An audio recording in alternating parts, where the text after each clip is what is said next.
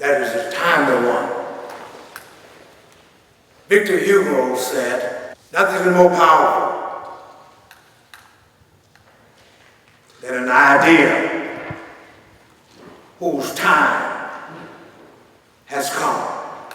Nothing is more powerful than an idea whose time has come. Members of the press corps, community-based organizations that are represented by leaders here, members of the faith community, and those who represent civil rights organizations. And finally, citizens are here because they want to know what's going on in San Francisco, the Northern California region, and the state of California. Well, as president of the NAACP in San Francisco, a national board member of the NAACP, representing our chairperson of the board, Leon Russell, our president and chief executive officer, Mr. Derek Johnson, and as representative of the faith community of San Francisco, I've come to say to you, the time has come for us to call out the bigotry, hate, and inhumanity that's perpetrated against black folk in the state of California and in San Francisco, the Bay Area. We have witnesses here this morning who can speak for themselves. And after they will have spoken, we welcome our public servants who have been sworn to keep the peace, to make sure that there's justice, fairness, and safety, to give us responses that will be pointed and purposeful, so that the persons of the darker hue will not continue in fear and trepidation when their children go to school. Their humanity is assaulted by implicit biases, by the N-word being used repeatedly. And administrators, even parents who are in the school, should be the parent when their children are in that school, have not been responsible parents. They have overlooked bigotry, foul language, and vile language that has been perpetrated against black children. Even people who happen to be entrepreneurs cannot open the doors of their businesses without being victimized by violence. A sister up on Geary Street was thrown to the ground by a police officer because he didn't like the fact that she had jaywalked as others had jaywalked. I could go on and on giving examples, and you will hear repeated testimonies. However, I repeat, the time has come for the violence, the hate, and some instances neglect for the safety and security of black folks in Northern California and San Francisco. Finally, I want to say that we are having this press conference in the ambience, the surroundings of this sacred space, because it was on April the 13th, 1858, that the great W.B. Du Bois stood before this sacred desk where they were gathered as a black community to commemorate a painful experience of blacks engaging in an out-migration up to British Columbia at the invitation of Governor Douglas, who sent word through Captain Negley of the Commodore. If the whites in San Francisco won't respect the dignity of blacks, if they won't give them schools there, enable them to have jobs, if they can't get housing there, and if they can't testify in court against a white person, tell them to get on the ship, come on up to Victoria Island, and they will be able to live in dignity, and their worth as human beings will be respected.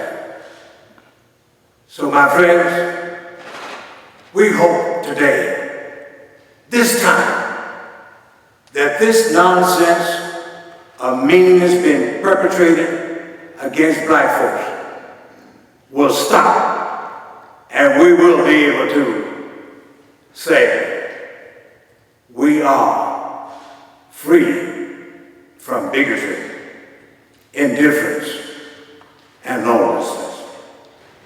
So we're going to ask that we would all pause in a period of silence in memory of those who have been in the struggle, those who lost their lives,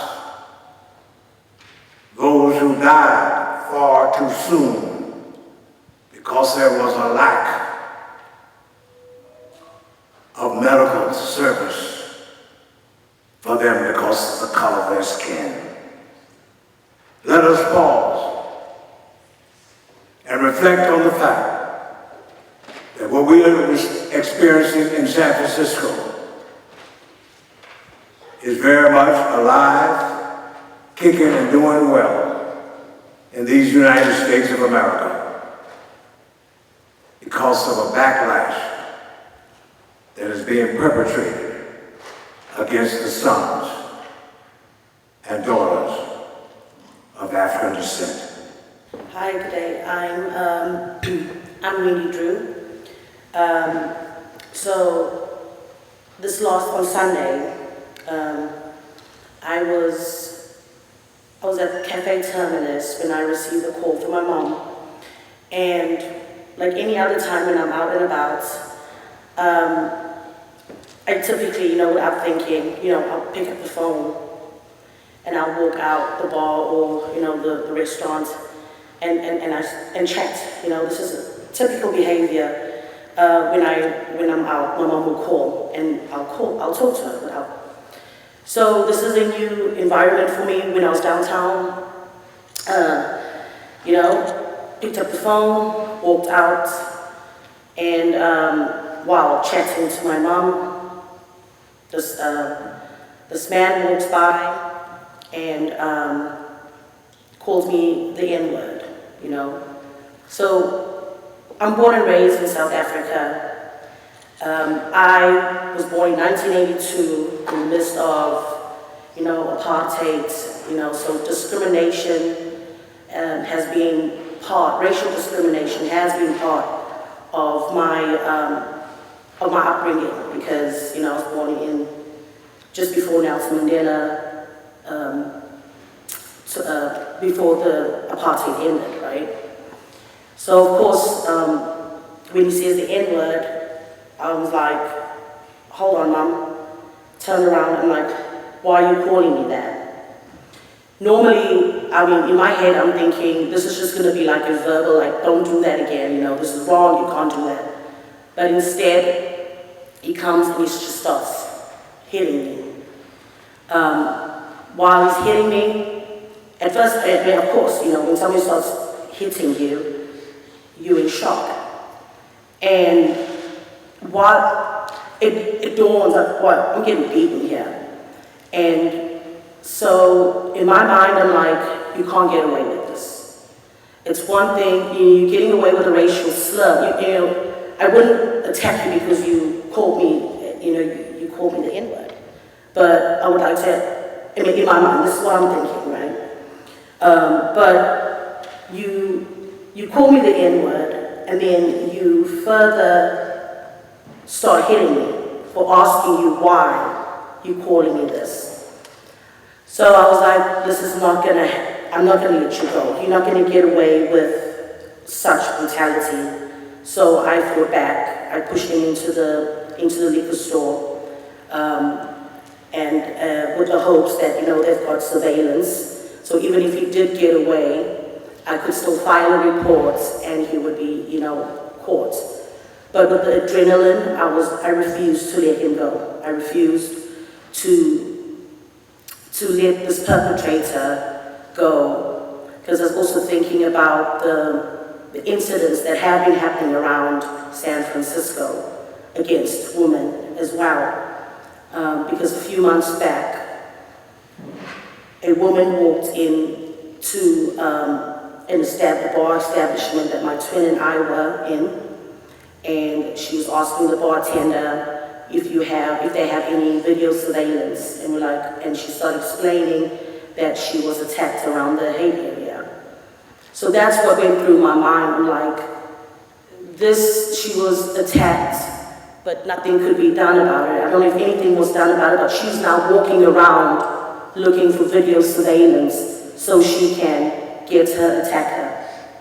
And I was thinking, this is not good. I don't want this to happen to me.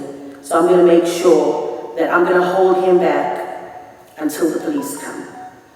And in the process, of course, he continues. You know, I'm holding him down, but in the process, he continues to beat me.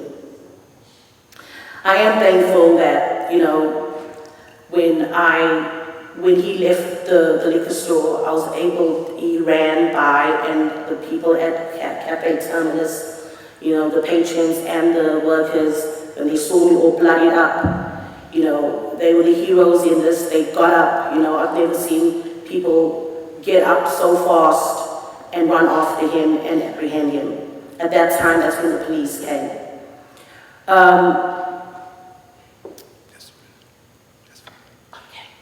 So, can you please make these streets better for people of color, for women, for people in general? I love this city, and this incident has put fear in my heart. I've been here for close to 20 years, and we just need San Francisco to be a safe place again. Thank you. Due to being a recent victim of police brutality, and not only that, being a single mother of 5 children. So with that being said, I don't have the luxury of having security, of just feeling protected, of just feeling safe within a city I grew up to love as well. I'm a 3rd-generation San Franciscan, and I've never experienced so much hate just being a Black person and merely existing in a city that is supposed to be so culturally diverse. So that being said, I just ask the politicians, make some type of acknowledgement of the blatant disrespect and hatred towards the Black community in San Francisco. There is no way I should have been brutalized the way I was for merely walking across the street in a crosswalk. That gives me so much fear. I have 4 daughters. What if this was to happen to them just for walking across the street to go to school? I have an autistic son who is nonverbal. What if he can't properly communicate and he becomes brutalized too? So with that being said, I just ask for us to come together. Like, we're better together than we are apart. Like, we really need each other, especially in these times right now. There's times where I don't even want to go outside.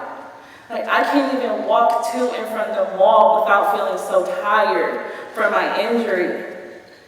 I have exhausted all my savings just to be able to still be a mother for my children and still try to give myself some grace, because I don't give myself grace, let's be honest.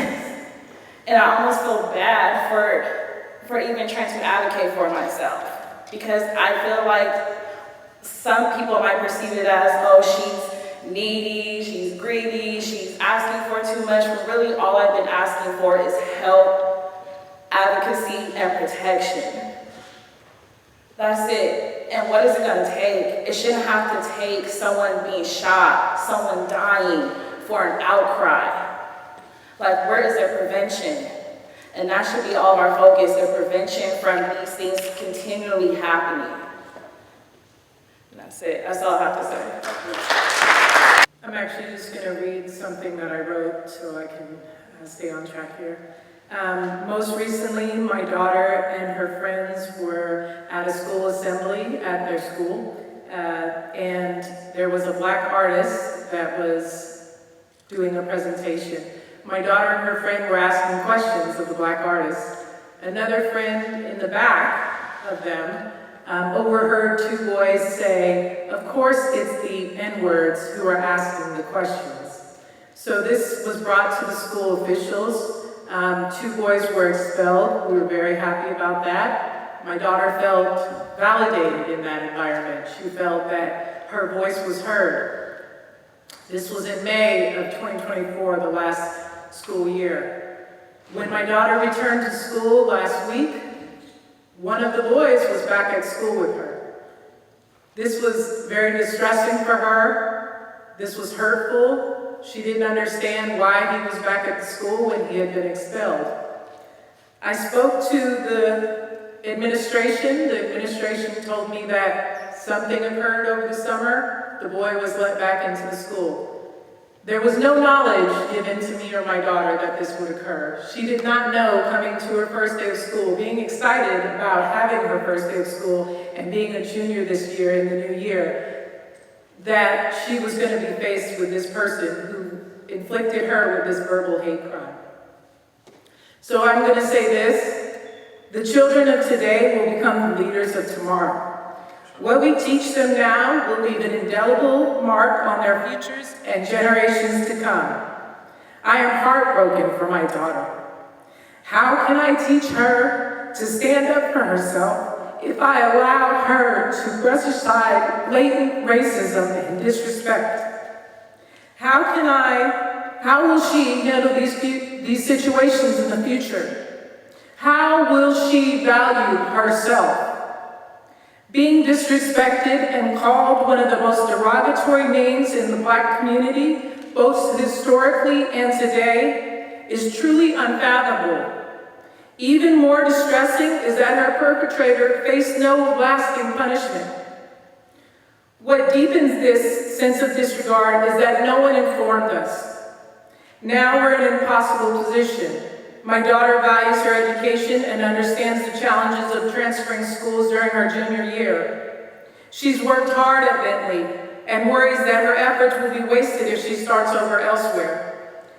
If we had been informed before the year began, we could have planned more effectively. And now I fear for her mental health, her self-esteem, how she values herself in an environment that has treated her so poorly.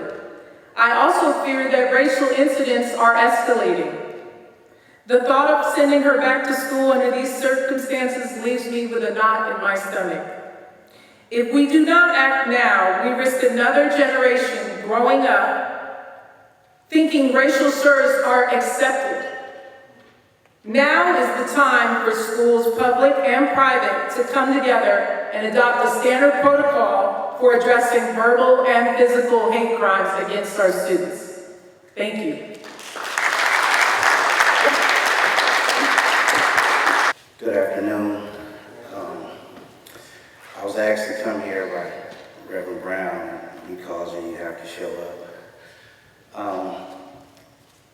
I run an after-school and summer program over in District 11 called Youth First. This is year 24 for our program. And last week we just had a bunch of unfortunate incidents happen to our program, from anonymous tips that led to nothing about our program, to coming into work on Friday to see our building defaced and with the N-word all over it and over our signs over the building, and with a rope hanging around our doorknob. We have received some other things that have happened, but we want to turn that over to the proper authorities. So I don't want to elaborate on too much of it because I know it's an open investigation. But it's unfortunate that we have to go through this in this day and age. Our grandparents fled to the north to get away from these type of incidents that we're still experiencing today. And it's unfortunate. I got some team members sitting over here to the left that have experienced all of this as well. And when you say you're a leader, you really have to lead when times are rough. That's right. And at this time, our main focus is keeping our children mentally healthy from experiencing this. So it's a very difficult time. I'm hoping that San Francisco, that we can bring people together. That's our whole mission. My job is to bring after-school and summer programs to District 11. But I support, and when I say I mean Youth First. Youth First supports so many community events, trying to bring communities together. We stood with Stop Asian Hate. You know, we stood with Brother Terry when they did some similar things to his home. We've done a lot of things to try to bring communities together, and it just seems like, and this is just my opinion, it just seems like when it's the African Americans, we kind of stand alone. And we always stand with everyone else. And I'm going to continue to stand for other races because at the end of the day, we're supposed to be all people. That's right. But at this time in San Francisco, we've been having a lot of attacks on our people. And we don't highlight all of the good things that we do. Just like now, we're highlighting the things that are negative that goes on in our city when we should be celebrating some of the positive things that we do. Every time I pick up a newspaper, I'm seeing black organizations attacked in the newspaper. And it's a few, but there's so many organizations doing great things for San Francisco. So I'm challenging the media, just like you show up today for us calling out racism, show up in communities and highlight the black community and what they're doing great in the community, because what people see, that's what they believe. That's right. We have to encourage that, encourage positive so we can erase this negative. Because if we keep shining the light on negativity, just like in our program, because we were on the news about what happened, we start receiving other people trying to feed into that negativity, trying to intimidate my staff, leaving notes in our building.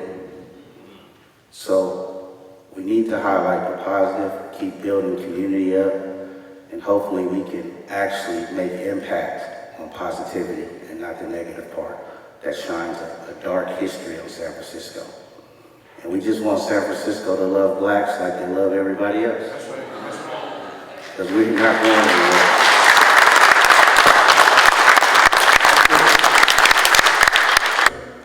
Of the Education Committee of the San Francisco branch of the NAACP will give you a brief overview of public policies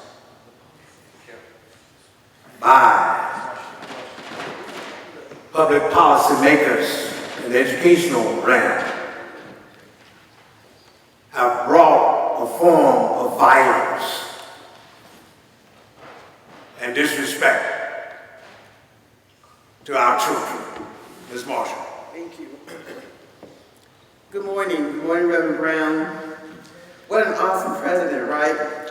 You're right, Renard. When Reverend Brown calls, everyone comes, right? However, it's a sad day to be here for what we're experiencing.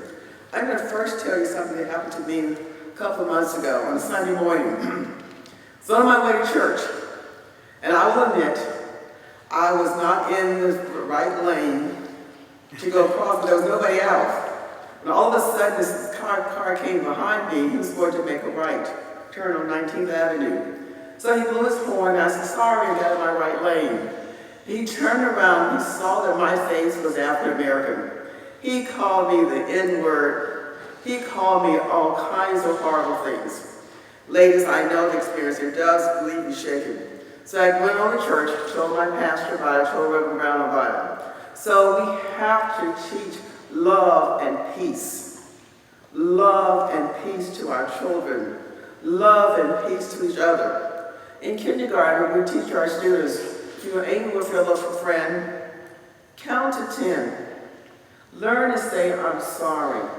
Learn to give your friends a hug, little friend a hug, and your classmate a hug. We must do the same thing for our students. At the beginning of the school year, Reverend Brown, our prayer at our churches was that we will have a school year without any gun violence. I've not been to that child in Georgia, but I feel sad and heartbroken like you do to hear that we've only been in school less than 2 weeks across the country, and already we've lost 2 teachers, 2 students, and I think they said 8 are hurt and in the hospital. There is no reason for that. I don't believe, I grew up on a farm in Tennessee, where people hunt for a living and all those kinds of things. But my father taught us never to bother his gun. So that's instilled in me. I personally believe, this is my personal choice, and I've discussed this with myself when I was working, I retired 3 years ago. Unless you're a police officer or in the military, I believe that we should have guns in our homes. Because if someone makes us upset, you're tempted to go and get your gun and cause harm. And if children see guns in the home and they're not taught to leave the gun alone, then well, how did a 14-year-old get a gun? How and why was a gun at home where he could get it? How did a 17-year-old from Tracy come to San Francisco with a gun? Where did he get the gun from, and why did he come here to cause harm? So those things we adults must do. Sadly, this past school year in the San Francisco Unified School District, Reverend Brown and I spent many a day going to our schools, most in elementary, where our children were harmed by someone else. They were called the N-word. One little boy in 5th grade missed his graduation at a major school in the west side of town because of the incident with 2 students in the classroom. The father became so sad, a tall Caucasian man, that he came to the school twice, and in front of the principal, he says some racial slurs to this little 5th grade boy. This little 5th grade boy will be forever harmed because of what happened. He was so afraid. He hid for a couple hours in the school until a kind kindergarten teacher said, you know, it looks like something's wrong. What's going on with you?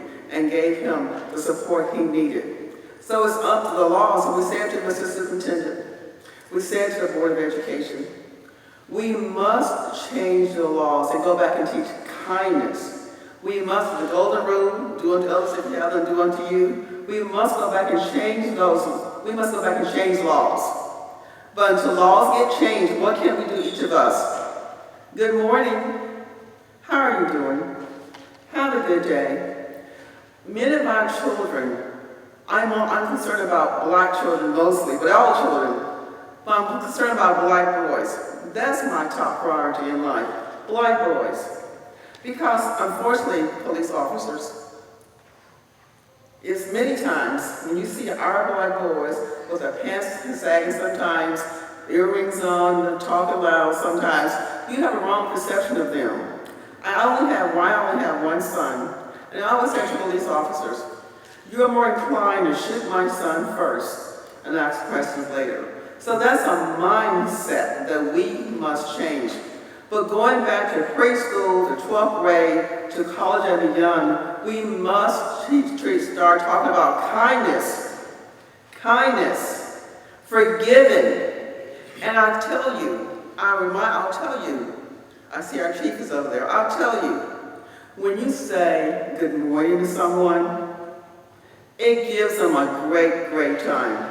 And maybe in Hunters Point this past school year, they do it every year. We roll out a red carpet. So when students come in to Dr. Charles Brooke, to Malcolm X, they walk on the red carpet in other baby schools because we want them to have a good school year. You may not have any children in the school district, but you have a responsibility to make sure every child has food, every child has a safe place to live, every child has electricity, every child can get a shower that morning before they go to school. So for me, Reverend Brown, we want to tell our elected officials, I see some sitting out there in the audience, start with kindness. Be kind and talk about the effects of a gun. If your parents have a gun, should you be allowed to touch it? Should it be somewhere safe? At graduation one year, about 10 years ago now, I suppose, there was a little girl coming in. Her mother was cursing up a storm, but they're on the way to graduation.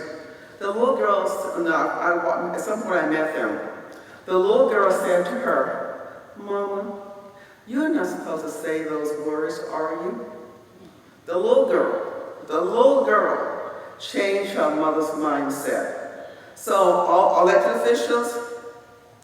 officials, leading folks in this audience, start with kindness. Go to a school site. Be there in the mornings to greet the students. Say goodbye to them.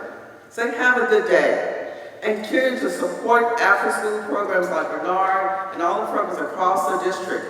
And then we're going to need you in SFUSD. When Mrs. Superintendent rolls out that list of school closures and mergers in the last board meeting and this month in a couple of weeks, we need you to say, no, Mrs. Superintendent, I'm going to help you get some money to keep all the schools open, to keep all the schools funded, especially in baby. Now, friends, you have heard these exhibits of violence perpetrated against individuals who have not gotten a response or answers. But have you considered that there's another kind of violence that's perpetrated by public policy makers when they do not create and maintain a just social order where there's equality of opportunity for all. So my friends,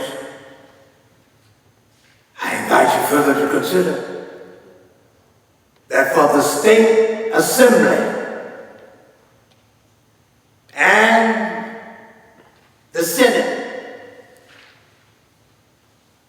to fail to support reparations for black folks in the state of California, but only giving a cotton candy apology, that is violence.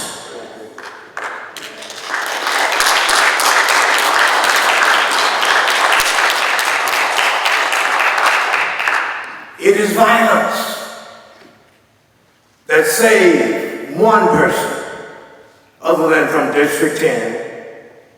Our supervisor here, stand up, Brother Preston, Brother Dean Preston. Take practical steps to repair the harms that have been done to black folks. He supports the notion that you got to put your money where your mouth is. And it's not enough for our Board of Supervisors to say we support reparations, but it's time for us to get rid of the buts, for that cancels out everything that you said preceding that. What are we getting at?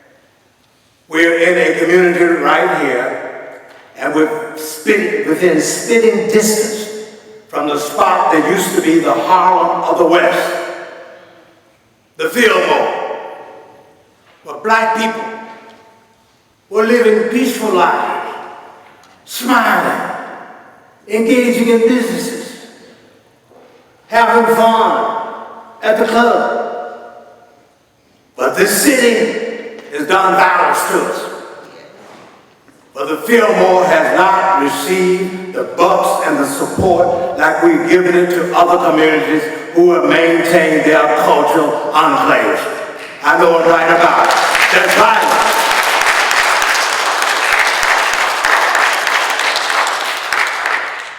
I want to take the personal privilege to say I want that entire board, as president of the NAACP, I'm saying, to join with our supervisor to make sure that the Heritage Building gets in the hands of competent, integrative, knowledgeable, resourceful black folks so we can rebuild that area.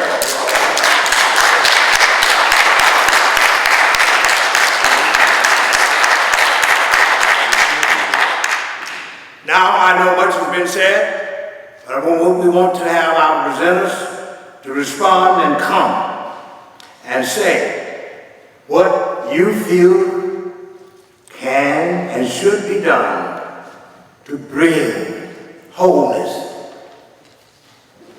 peace, and love to this black community from your department.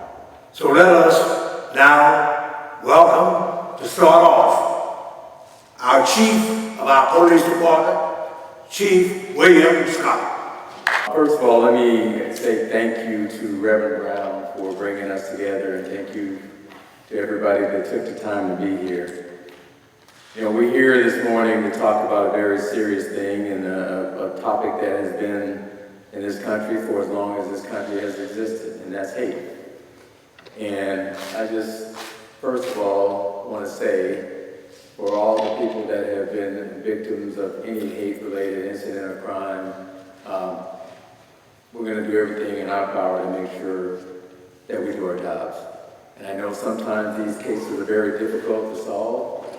Sometimes we need the help of the public when that help is out there in terms of when people see something, please report it. And I know sometimes it can be frustrating because we don't solve every case. But believe me, it's not because we're not trying to do everything possible to solve these cases. We have a great partner in our district attorney and Brooke Jenkins and her team, and we're on the same page. And you'll hear from her in a minute, and you'll hear from our other partner here, Bob Tripp, the special agent in charge from the FBI. We are all on the same page in terms of standing up against this and standing up against hate. I just want to say a few things because recently we've had a number of cases that are very disturbing.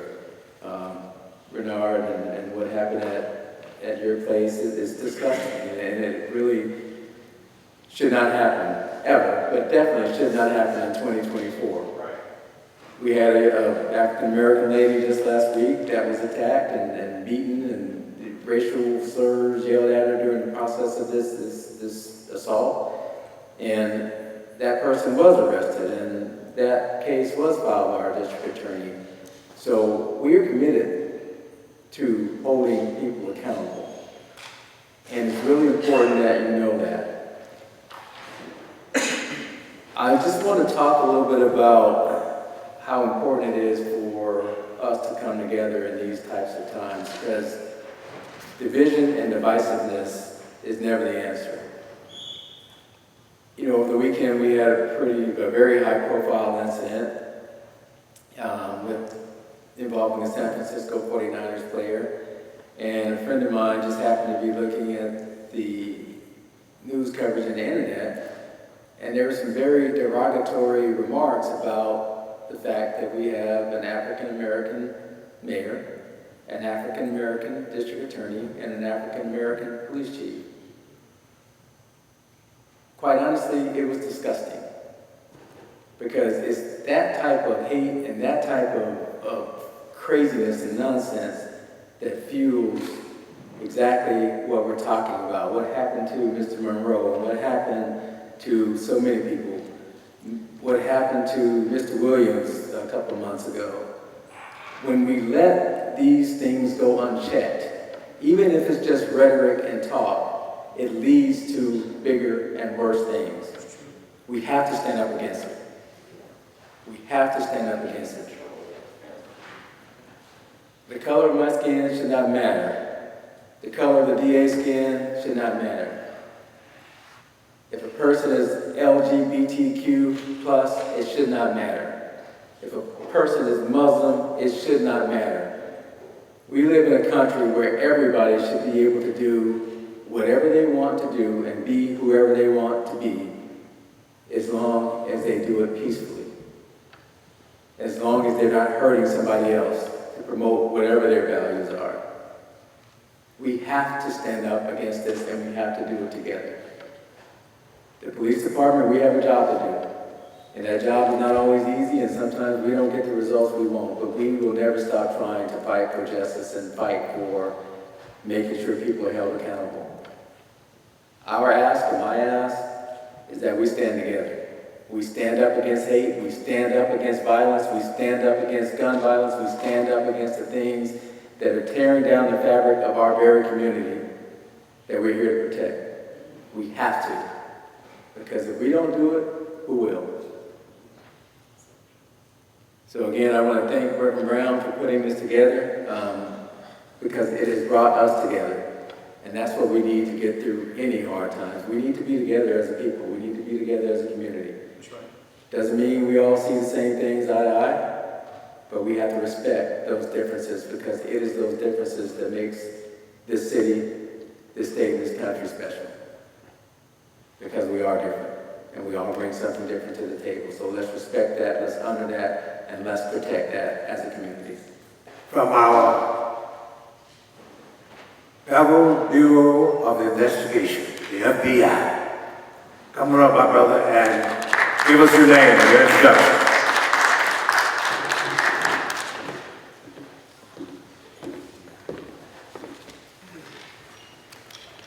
Reverend Brown, thank you very much for the very kind invitation to be here. My name is Bob Tripp. I'm the special agent in charge of the FBI San Francisco field office. I have to say, I sincerely do appreciate the invitation to be here. I've been involved in hate crimes investigations for about 10 years now, previously in the Eastern District over in Sacramento, and now here in San Francisco. And most unfortunately, this isn't the first time I've sat and heard extraordinarily powerful statements about the impact of hate crime. But it's important that I hear those statements, because it reminds me of just how important it is to address hate crime. And I want to thank the people that came forward with courage and gave their statements. So I have the privilege of working alongside nearly 800 men and women in the San Francisco field office who every day seek to uphold the FBI's mission of keeping our communities safe and upholding the Constitution. And part of that mission, an incredibly important part of that mission, is addressing hate crime. Hate crime for the FBI isn't just a horrific act of violence against an individual. It's not just a horrible threat. It's not just an act of intimidation, but truly it's a crime against one that's a crime against all. And hate crime robs not just that individual victim of personal safety and security, but it robs entire communities of that. And one thing that I've learned over the last 10 years is that this isn't just a constitutionally protected civil right, it's a fundamental human right. And for that reason, hate crimes is among our absolute top priority. What I wanted to do here today is to tell you that my office will spare nothing to investigate hate crimes and to bring people to justice. We will use every federal legal authority that we can, and the statute book gives us broad authority to investigate hate crime, including the James Byrd and Matthew Shepard Hate Crimes Act. And we will use those authorities any way that we can. We're also going to use every technical resource, every forensic resource, every investigative resource to investigate hate crime. And not just in my office, but in the other 55 field offices across the country. And last, we are going to make great use of our most important weapon in fighting hate crime, and that's our partnerships. And I can tell you, I happen to be sitting among the two strongest partners that the FBI has, Chief Scott and District Attorney Jenkins. The partnerships that we have in this city will work to keep our communities safer and to uphold the Constitution. I want to close with a request, and it's a request that Chief Scott made, and I'd like to echo that request, and that's we need people to come forward. Hate crime is one of our most underreported crimes that we investigate, and without public support of people coming forward to report being victimized, to report witnessing those crimes, our hands are tied behind our back. So I ask everyone for their help. Please come forward. Contact your police department and contact the FBI if you have any information about hate crimes. Together, we can break down the barriers that prevent reporting, and we can hold these criminals accountable who are committing these crimes and bring justice to our victims. Thank you. Now our DA. Thank you, Reverend Brown, and good morning, everyone. Like Chief said, we have a job to do. And so I first and foremost want to speak as the district attorney because my role is to ensure that when arrests are made by the two agencies that just spoke to you, that we ensure that there is justice and accountability. Without that, most of us are left carrying the bag on our own, and that shouldn't happen. For too long in this country, people who committed such acts got away with it because we had a justice system that enabled it and that condoned it. We had police who were KKK members or at the very least sympathizers. We had prosecutors and judges who were the same. And we had all-white juries that acquit these individuals who committed these crimes. And so I take it as my full responsibility to make sure that we have a justice system that does what it is supposed to do, and that it does it fairly, and that it ensures that we do everything in our power to protect every member of our community. And I have to say that after spending almost 2 years as the designated hate crimes prosecutor in the San Francisco DA's office at one point, that I saw what started off as a caseload of 4 spiked to a caseload of over 30 under our previous president. And there's something real about the consequences of people making us as a country believe that it's okay to go backwards. Yeah. There's an impact, and we are seeing that right before our very eyes. That what once was covert in California is now overt in California. I grew up with a grandmother who helped raise me, who came here from Texas. As you heard Mr. Monroe say, so many of our ancestors, so many of our grandparents left the South trying to find other opportunities where maybe they thought it would be more fair. My grandmother lived her entire young life in Texas under segregation. She talked to me a lot about the fact that she would go into stores, and if she put her hand on the counter as a child, it would be slapped off. She graduated from a segregated high school, but that she knew where she stood in Texas. It was very clear. After moving to California, she said, you never knew who around you was for you or against you. That's been our reality. Racism has always been present, at least my entire 43 years of living.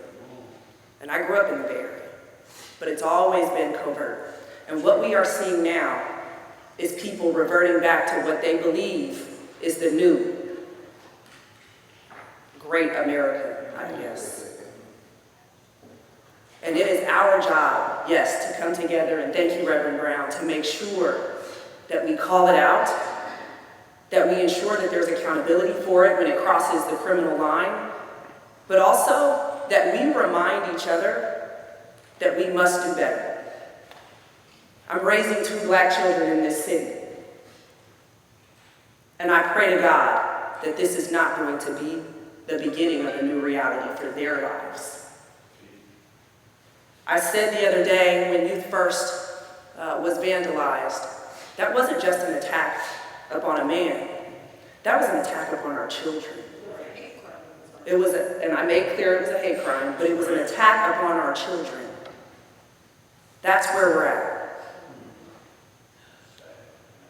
And this church should be full today. We all know that too. We have not only seen a rise in hate crimes against black people in this city, we are seeing it overwhelmingly against many different races, ethnicities, and religions.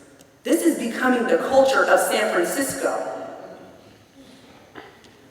And it's up to us, a people who have a history of fighting against it, our entire existence in this country, to make sure that it stops, that it ends here.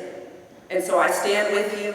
I will continue, like I said, to make sure not only that I'm a voice, but that my office, first and foremost, does its job.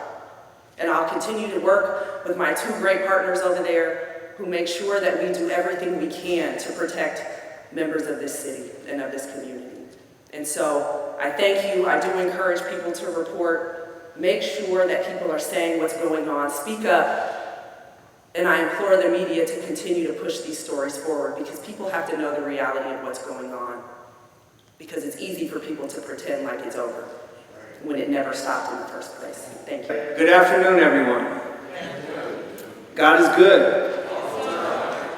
But guess what? People are not. People are not good all the time.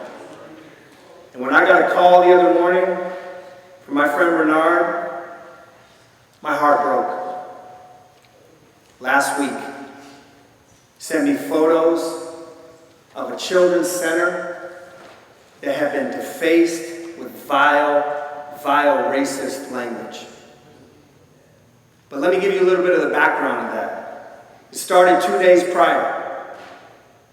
And all he was doing his job. We spent years fighting to get a rec center, clubhouse, rebuilt. We made that commitment that he and I would lock arms and we would get it done while I was in office, and thank God we did. Millions of dollars put into a center. Children's playground was redone, basketball courts were redone, volleyball, tennis, and even a dog run area. Not many parks have that. It's terraced. So he came out and said, "Ma'am, I'm sorry, you got to move your dog, because this is where the kids play."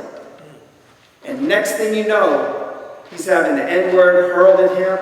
And then she said, "I am going to make it my job to shut you down." So the next day, and I don't know what power she has, but the next day she had the state licensing at his office. While she was sitting on the playground watching them talk to him. They brought chains, they were ready to shut the place down. Then the next morning, people showed up and said the music's too loud. Now you know what that means, right? People can't party, people can't have fun. And then the next morning, 2 days later, the N-word sprayed all over the building. And as D.A. Jenkins said, where children play. In San Francisco. People were crying, people were upset, but we are not going to be deterred. We are not going to let racist behavior, language, or actions harm our community. It's going to make us stronger. And I can tell you, San Francisco is better than this. But we have to look in.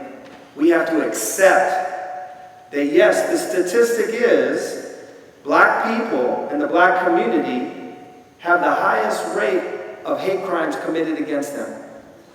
A lot of people don't think that, but it's true. And there are many other communities that are experiencing hate right now, whether they're Jewish, whether they're Muslim, whether they're whatever their race and ethnicity is. Asian, Latino, they're all experiencing it. And it's happening right here in San Francisco. So if we don't stand up, if we don't say we are going to hit that head on, It is not going to go away. And don't worry, Reverend Brown, I'm not going to leave without talking about reparations, okay? So let's be clear. Because otherwise I get a call 10 minutes after I left and say, Asha, you didn't talk about reparations. And let me give you a history lesson. But the truth is, and this is how I look at it, over 5,000 homes and businesses were taken for less than little or nothing in this city. And those families, just to start, those families and those individuals, many of them are still alive, and they have not been compensated. So if you had your home taken and were given pennies on the dollar, don't you think your family would want to be compensated? If your business was displaced for less than nothing, don't you, by the government no less, let's be clear, by the government. And my colleague Supervisor Preston and I, and he's been leading this effort, this is how crazy it gets. The Safeway in the Fillmore was sold 40 years ago for less than what a single-family home costs in San Francisco today. And those were black businesses and black homes that were displaced. And now they want to sell it for a ridiculous profit. That's not just. But at the end of the day, that's really what reparations is about. People just don't like the word. They don't like the way it sounds. So let's call it whatever it is. Let's give money back to the people that it was taken from. Let's compensate people for what it was taken from them.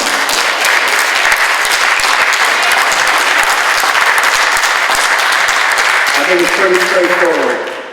We have to have the courage and the will and the commitment, and we can do that. So thank you, Reverend Brown, for letting me say a few words. We're all going to come together and fight racism in this city, and we are going to call out violence toward the black community when it happens. Thank you. And I am the youth advisor for the San Francisco NAACP branch. I just wanted to extend my, I just wanted to say that I really feel for the victims, but I want to especially call out Ms. Porter, because I know it was very tough for her to be here today, and I want to acknowledge that she did nothing wrong, and that she shouldn't have been treated in this manner, and I hope that there is accountability around this issue for Ms. Porter. Chief Scott, you know my husband is a retired police officer, so I am not against the police, but what happened to Ms. Porter was wrong, and I hope you hold those officers accountable, because she's a mother of 5, a black woman like me. And she has been harmed. And we need to wrap our arms around Ms. Porter. Thank you.